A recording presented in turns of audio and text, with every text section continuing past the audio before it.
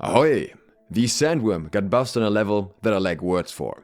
It's probably best described as gargantuan, because pretty much everything about this fight has been buffed.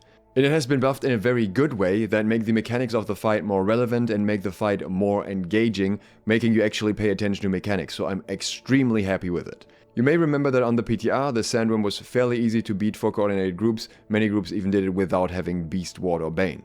Let's just say I don't think we'll see a repeat of that on the live servers at all. I made a video and a feedback post making suggestions on how to improve the fight, and I would say roughly 75% of the things I have suggested or pointed out have been addressed in some way, so it's fantastic. So how were these changes found? The New World League War event server has a slightly more updated version of the patch, and this patch version includes the Sandworm changes that were then data mined. Huge thanks to the person that showed me this info. Now, let's talk about what was actually changed. The first changes are general changes that just affect the fight as a whole. The damage modifier of the Sandworm itself was increased from 0.25 to 0.45, so deals almost twice as much damage with many of its effects. It got a massive armor buff and now has almost 5000 armor with all the multipliers factored in. And the survivability is also increased in another way. The health of pretty much every mob in the area was increased by roughly 50%. That means shah-neshen itself now has 30 million health. Most of the other ads still have fairly small health boosts in comparison and will kind of die to AoE, but the scorpions in particular, the twin guard Sulfurwig, of which two will spawn at the same time, come in at 832,000 each, so close to a million health there. The Sandworm also has 1.5 times as much stamina. Now, stamina is only relevant in one particular phase, and that is the ranged phase where you need to break its stamina while everyone is sitting at the top. This is very important, however, because this is the phase where acid is ticking on you. I will explain that in a guide very soon. If you'd like to see that, consider subscribing and clicking the bell. And what this means is that it takes longer to kill him, so you'll take more acid ticks. And the effect of that, Acid Storm, also had an affliction increase, meaning the acid ticks themselves seem to be happening faster. I believe these were very necessary changes because previously you didn't even need incense and you'd still have half your acid resist left after this phase, so now things are going to be a lot closer in terms of timing. You actually need to do things properly. Rend and Weaken got an adjustment that is even more interesting than what I suggested. I thought a good way to deal with the fact that not enough weapons are necessary for the fight would be to give the Sandworm itself Fortify, so that you would require more Rend in order to go through all of that. And likewise, I thought it could get an Empower, so you need more Weaken. But the solution they came up with is even better here because it doesn't create these awkward power spikes. Instead of doing that, they made it so that Rend and Weaken are only 50% effective in this fight. This is called Debuff Resilience, a very cool effect that maybe they could one day even implement into PvP as well. But for now, what this means for us is that it encourages a much greater weapon variety.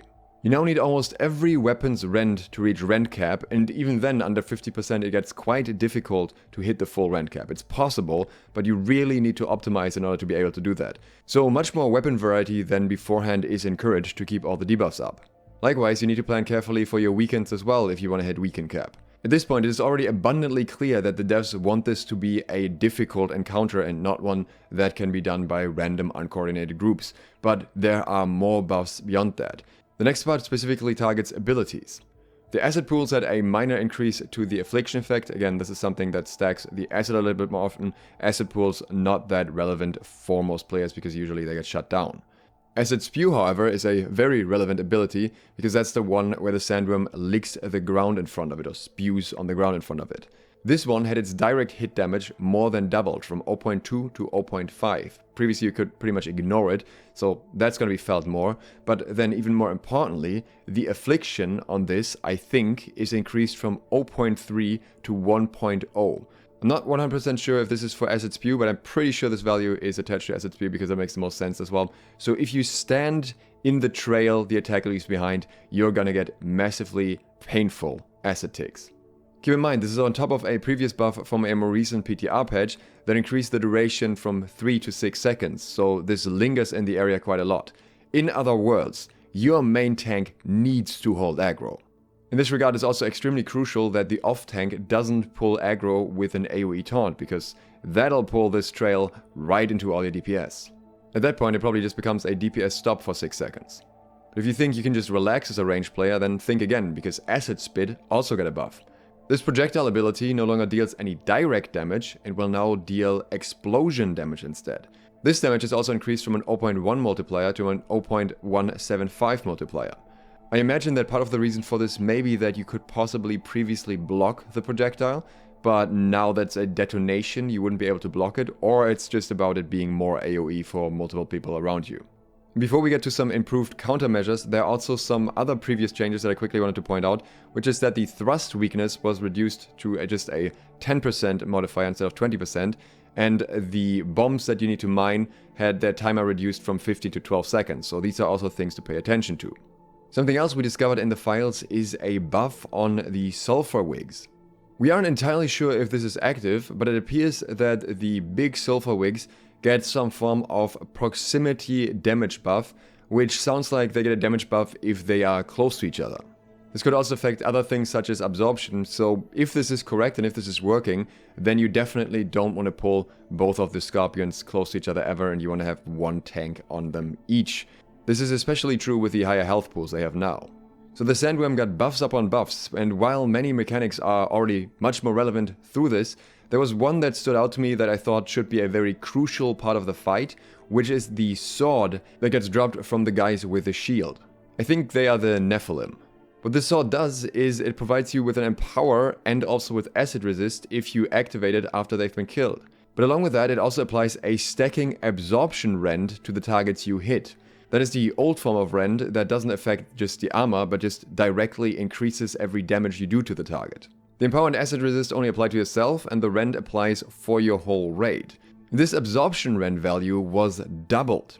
Now the question is, if this Absorption Rend is affected by the new modifiers that the Sandworm has in terms of Rend in general, which technically sounds like it on paper, but then in another note it also says that it's unclamped, so it would not be affected. We'll have to find out, but either this was just scaled up so it is the same as before, but works against the Sandworm with its higher Rend values, or it is just even stronger than before and even more important for the fight.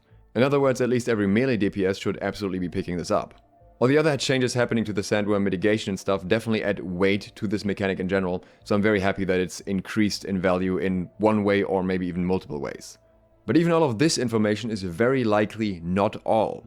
There are new animations that may indicate that there are new attacks as well. We can't find out everything about them just yet, but I would not be surprised at all if they especially added some additional melee attacks that make it harder for melee DPS to just stand in one place the whole time. Overall, it seems like the Sandworm will be a much more significant challenge that will really feel like a true raid, which is, I think, what many people were looking forward to. If you want a more casual raid experience, the hatchery seems mostly unchanged in comparison. If you enjoyed this video and you want to see my Sandworm guide, then consider subscribing and clicking the bell. And if you want to get early trading tips, like ones that I put out for the Sandworm just today, then consider supporting me on Patreon, where I post those tips very frequently. Thanks to my patrons who do exactly that, and thank you for watching. SLOTH, out.